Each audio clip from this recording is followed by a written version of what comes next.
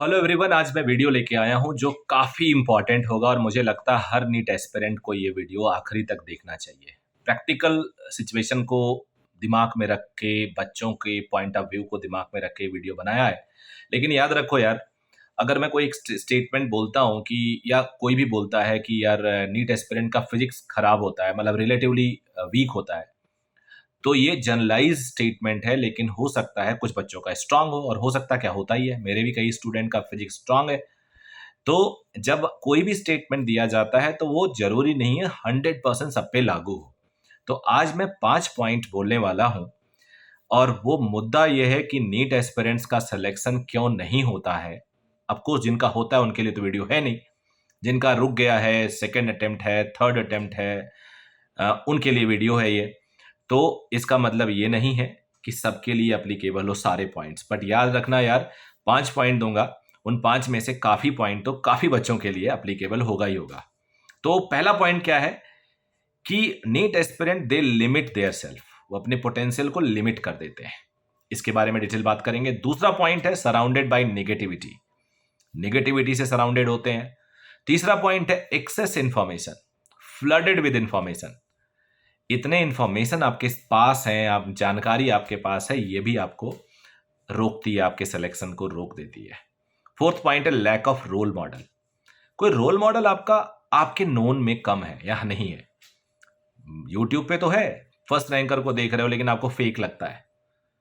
All India topper कहता है कि वो मूवी देखता था, आप पूरे दिन पढ़ते हो, आपको कुछ होता ही नहीं है, नंबर ही नहीं आते। तो लैक ऑफ, तो रियल में आप उसकी बातों को विश्वास नहीं कर पाते हो। तो रोल मॉडल आपका कोई ऐसा नहीं है जो नोन है, जानने वाले हैं, जिसको आप फॉलो कर पाओ, जो आप जैसा हो, आप जैसे सिचुएशन से निकल के आया हो। अब एक बच्चा 12वीं के साथ 720 लेके आ जा रहा है, 420 में से 720, और आप 4 अटेम्प्ट के बाद 400 नंबर लेके आ रहे हो। So you can't relate with that guy. आप अपने जैसा रोल मॉडल ढूंढोगे तो वो नहीं मिल पा रहा है आपको। उसके बाद लेस सेल्फ बिलीव, पांचवा और आखिरी पॉइंट में बात करूंगा। लेस सेल्फ बिलीव का मतलब हुआ कि आपको कभी कभी खुद के ऊपर विश्वास नहीं रहता या कम रहता है, आपको लगता है आप खुद ही नहीं कर पाओगे। तो चलो एक एक करके बात करते हैं, बट आगे बढ़ने से पहले मेरा रिक्वेस्ट होगा, चैनल को जरूर सब्सक्राइब कर लेना यार। मैं आपको टेलीग्राम पे, व्हाट्सएप के जो आजकल नया चैनल आया उस पर मिल जाऊंगा, इंस्टा पे मिल जाऊंगा, ट्विटर पे मिल जाऊंगा, हर जगह मैं हूँ। तो आप लोग तो सोशल मीडिया पे मत कनेक्ट होना, बट आपके पेरेंट अगर कनेक्ट होना चाहेंगे तो जरूर कनेक्ट हो जाएंगे मेरे से। चलिए, दे लिमिट देयर सेल्फ, पहला ये बेसिकली लिमिट देयर, पहला और पांचवा काफ़ी हद तक रिलेट करेगा पॉइंट। आप लोग अपने आप को लिमिट ऐसे कर देते हो कि जैसे बायोलॉजी में एक हमारी आदत होती है कि we never go beyond NCERT. अब हम एनसीईआरटी के बाहर जाने का हमारा मन ही नहीं करता। ऐसे हमारे दिमाग में एक लिमिट बन जाती है, यार फिजिक्स में यही क्वेश्चन आना है, बहुत ज़्यादा कैलकुलेटिव नहीं आना है, आसान आना है, तो क्यों टफ पढ़ें। बेसिकली इसमें केवल आपकी गलती नहीं होती, आपके जो टीचर्स होते हैं, 90% टीचर, बात मानना, बहुत ही एवरेज, बिलो स्टैंडर्ड होते हैं। ऐसा क्यों? क्योंकि कोचिंग इंस्टीट्यूट इतनी कोचिंगें खोल रही हैं, अब टीचर आए कहाँ से? कौन लोग टीचर बनते हैं? जिनको नौकरी नहीं मिलती कहीं पे, मोस्ट ऑफ द केसेस में, जिनको कोई अच्छा काम नहीं मिलता, वो क्या कहाँ जाते हैं? टीचिंग में आ जाते हैं। फिर मैंने कहा मोस्ट ऑफ द केसेस में, सभी केसेस में नहीं, तो प्लीज डोंट माइंड अगर कुछ आपको सेल्फ नेचुरल टीचर मिलते हैं तो अब इतनी कोचिंगें खुल रही हैं। अब देखो, इंडिया में 3-4 ब्रांड है, उनकी 300-300 200-200 ब्रांचेस है। एक और जो एडटेक से नया ब्रांड बना है, वो गली गली कोचिंग खोल रहा है।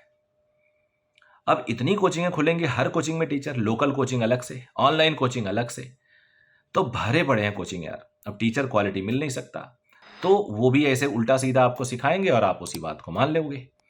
यार, आपको अगर बोला जाए कि आप मसल आपको बिल्डअप करनी है, जिम में जाना है और आपको मसल बिल्डअप करनी है, और आप जिम में गए, 1-1 किलो के वेट, मान लो ये एक वेट है, इसको उठा रहे हो, मसल बिल्डअप होगा? नहीं होगा। ज़्यादा हैवी वेट पुल करना पड़ेगा, तब आपका मसल बिल्डअप होगा। तो ब्रेन भी ना, एक ब्रेन का मसल आपको अच्छे क्वालिटी नेचुरल क्वेश्चन सॉल्व करने से बिल्डअप होता है। कॉन्फिडेंस तभी आता है, और जब कॉन्फिडेंस आएगा तभी हैवी क्वेश्चन कर पाओगे। यानी आपको नेचुरली रियल क्वेश्चन, थोड़े से टफ क्वेश्चन करके अपने ब्रेन को बिल्डअप करना होता। फंडामेंटल कॉन्सेप्ट क्लियर तभी होगा, तभी आप अनसीन क्वेश्चन देख सकते हो। गलतफहमी मत रहना, पेपर आसान आता है, आसान तो आता है, लेकिन उतना जितना आसान आता है उतना करके सिलेक्शन नहीं ले पाओगे। सिलेक्शन के लिए आप क्लोज टू 100% मार्क्स लाना पड़ेगा अच्छे कॉलेज के लिए, और क्लोज टू 100% यानी हर क्वेश्चन को करना। अब 45 क्वेश्चन करने हैं, 40 आसान आ गए तो आपने डिक्लेयर कर दिया पेपर आसान है। नहीं यार, 45 को पैरामीटर में चेक करो, 45 को पैरामीटर में चेक करो, फिर देखो ये टफ है या आसान, पता चलेगा टफ है। और उन 5 एक्स्ट्रा क्वेश्चन को करने के लिए ना ये बहुत तेज होना चाहिए। सो इसलिए अपने आप को लिमिट मत करो, थोड़ा वैरायटी ऑफ क्वेश्चंस पढ़ाओ, खासतौर पे फिजिक्स और केमिस्ट्री में। अगला पॉइंट आ जाते हैं, सराउंडेड बाय नेगेटिविटी। अब यार आपके आसपास 2 साल का ड्रॉपर, 3 साल का ड्रॉपर जो अपने आप को रिप्रेजेंट करता, अपनी किताबें मॉड्यूल लेके आएगा ना, रंगा होगा हाइलाइटर से, येलो, नीला, पीला, तो आपको लगेगा यार इतना पढ़ता है, इसका तो हुआ नहीं, तो हमारा पहली बार में कैसे होगा। वो आप पे हंसेगा भी, अरे अभी तो, अरे तेरा तो पहला है, यहाँ देखो 4 साल से हैं। अच्छा, जो सेकंड ड्रॉपर, थर्ड ड्रॉपर होते हैं वो थोड़ा सा क्लास में परफॉर्म भी, आपको ऐसा लगता है, बेटर करते हैं, because they know the terminology and they speak out of, loud बोलते हैं, वो जल्दी बोलते हैं। So you start believing that they know better, but still they have not selected last year. तो यानी ये तो नेचुरल प्रोसेस है, तो वहां से आप डाउन चले जाते हो। उसके बाद तीसरा है एक्सेसिव इन्फॉर्मेशन। मैं वीडियो को बहुत लंबा नहीं करना चाहता हूँ, नहीं तो 20-40 मिनट इस पे बोल जाऊंगा मैं। एक्सेसिव इन्फॉर्मेशन या फ्लडेड विद इन्फॉर्मेशन। हर कोई यूट्यूब पे आके कुछ भी बोला जा रहा है, कुछ भी बोला जा रहा है। जिन्होंने कभी कोई सिलेक्शन नहीं देखा, जिन्होंने कभी कोई बच्चा नहीं पढ़ाया, जिन्होंने कोई किसी इंडस्ट्री से आके बोल दिया, कोई फर्स्ट रैंकर है वो बोले जा रहा है, कोई 10 रैंकर है कोई वो बोले जा रहा है। जब तक आप series of years of experience लेके नहीं जाते, तब तक आप सारी बातों को जनरलाइज नहीं कर सकते। एक बच्चा जिसकी बहुत अच्छी एजुकेशन हुई है 6वीं क्लास से लेके, मतलब वो शुरू से बहुत अच्छे स्कूल में रहा है, बहुत अच्छे उसका एकेडमिक ट्रैक रहा है, हर बार वो परफॉर्मर रहा है, वो पहली बार में क्वालिफाई कर लेता, वो कैसे दर्द जानेगा टारगेट बैचेस के बच्चों का, कैसे वो दर्द जानेगा 2 बार के ड्रॉपर का, और जो मल्टीपल ड्रॉपर होगा वो कैसे जानेगा कि 11वीं 12वीं से ही कैसे सिलेक्शन ले सकते हैं हम directly. So it's very tough. तो आप कोई भी इंफॉर्मेशन जब लेते हैं तो पहले उसको स्क्रीन आउट कर दो अपने कुछ कुछ पैरामीटर्स पे, फिर आप एक्सेप्ट करो, अदरवाइज आप कंफ्यूज रहोगे and start believing some time to one person and next time to other person, and ultimately it will create a loss, it will give you a loss, जो आपके लिए बहुत दिक्कत होने वाली है। उसके बाद बात करते हैं, उसके बाद बात करने वाले हम लोग लैक ऑफ रोल मॉडल। आपके कोचिंग में एक बच्चा सेलेक्ट हुआ, 12th पास था वो, तो अच्छी रैंक से, मतलब अब आप तो टारगेट बैच के हो, तो आप और वो मैच नहीं कर रहे हैं। आप तो पूरे दिन पढ़ रहे हो, वो स्कूल जा रहा है, या आप स्कूल के हो और एक बच्चा टारगेट बैच ड्रॉपर बैच से था, वो सेलेक्ट हुआ, तो आप मैच नहीं कर रहा है।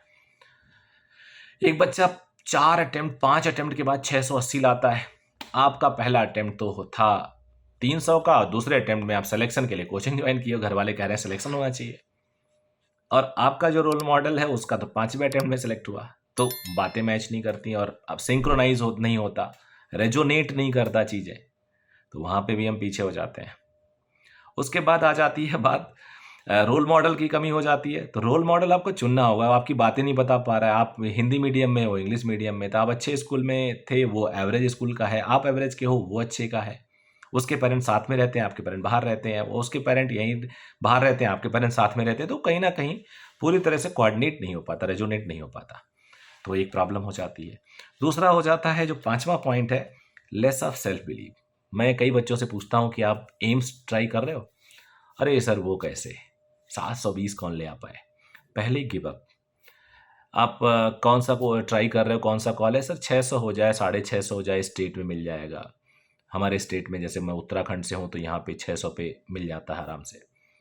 सर 620 आ जाए, थोड़ा कंफर्टेबल हो जाए, 650 बहुत बोलेंगे तो 650 बोल देंगे, सोच ही नहीं है 680 90 700 की, क्योंकि मान के बैठे हैं फिजिक्स में तो 180 आ ही नहीं सकता उनका।